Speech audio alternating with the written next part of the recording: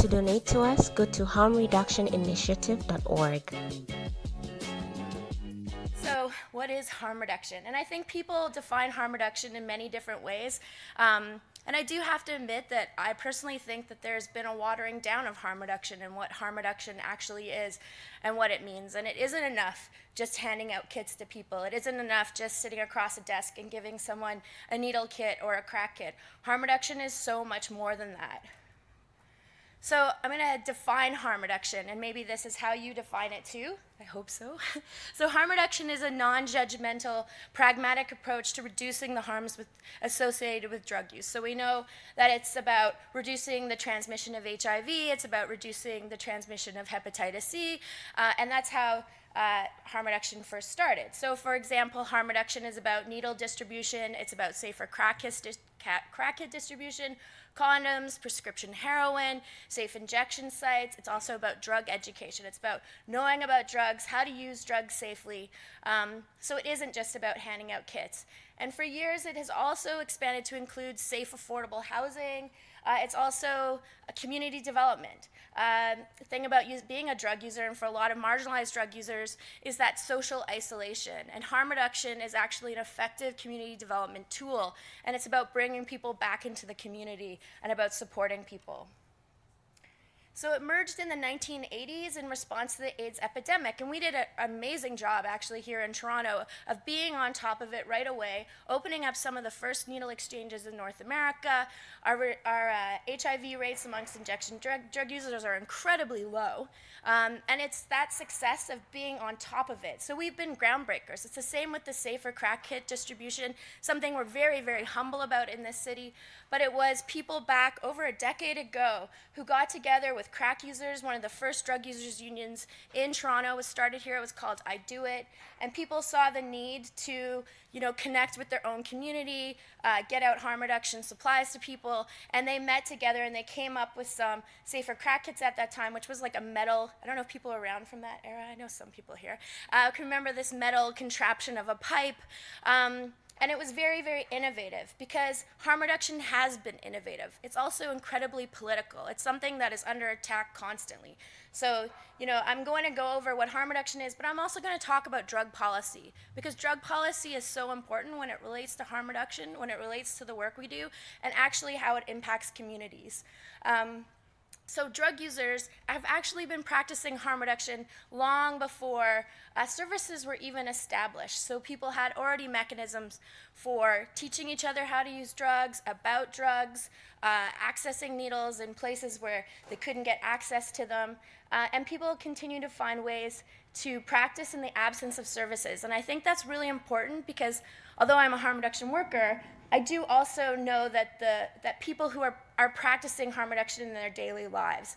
And harm reduction also recognizes that people have sought ways to change consciousness, and that people have always done that since the beginning of man walking the earth. Drugs have always been a part of our reality. Drugs, and I think it's important to talk about drugs when we're talking about harm reduction. And so drugs and drug use can actually change from positive to negative experience and back. And therefore, abstinence for many people is unnecessary and unrealistic. And the reason why I'm highlighting this is that harm reduction does not reject abstinence, but harm reduction is also not the end point. I mean, abstinence is also not the end point for people. And I find that oftentimes in harm reduction, people believe, and I think that's how they accept it, is that it's steps towards abstinence. And abstinence actually may not be a reality and may not be realistic for people. And it also then says that harm reduction attempts to make drug use safer than opposed to seeing drugs as dangerous. So there's this myth about what's good and bad drugs. And recently in the media with all the Rob Ford stuff, you would think crack was the most evil thing ever. Not that Rob Ford is a racist homophobe who's totally classist and has hated on people who use drugs since the moment he stepped foot in city council. You would think crack was the most evil thing by the response of people and the media when crack is just a drug. It's not good or bad. And that is the problem about drugs. We put so much value, we put it all on the drug and less on the systemic issues that are actually more underlying. We don't put it on racism or colonialism or poverty. We'll just talk about the drug and forget about all those factors. So harm reduction is also about choice, and it's about self-determination.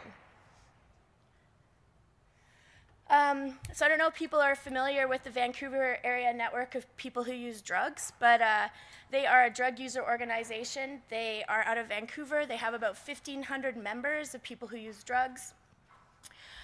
They are actually the first to start the safe injection site in Vancouver, but you don't hear a lot about that. And they did that under the radar and kept it going, and that's how Insight sort of came about, was from a lot of the groundwork they did. So I just want to talk about redefining the drug user. So we need to recognize that it's not deviant or pathological for humans to desire to alter their consciousness with psychoactive substances. They've been doing it since prehistory. And it can be in a religious context, it can be in a social context, or it can be a context of symptom management. And we might take drugs to deal with psychological trauma or physical pain or for pleasure or fun. Whatever the reason, our use of psychoactive substances is not the problem. It's in those instances where our drug use is a response to our experiences of poverty, inequality, colonization, forced migration, workplace injury, and inadequate access to pain relief. These are the social problems that need to be dealt with, not our drug use. I like to hit this home because I've been not only working on harm reduction, but I am an activist. I've been doing a lot of stuff around housing. I'm actually recently in court around the shelter stuff. I got arrested twice this year because I also believe that, it isn't enough to just address the drug use, but it is really important that we are constantly addressing the systemic issues. I actually don't feel that my job should exist. Sometimes I'm like our shelter jobs, they shouldn't actually exist. We should actually have housing. And that is so important. That is also part of harm reduction, is advocating for those things. That very basic thing of having a roof over your head and food in your belly and a good income. And when it comes to youth, and I'm going to get to that at the end, these are so important when we look at the high rates of youth unemployment, when we look at the high cost of education and the high cost of living. These all tie into harm reduction and the work that we're doing.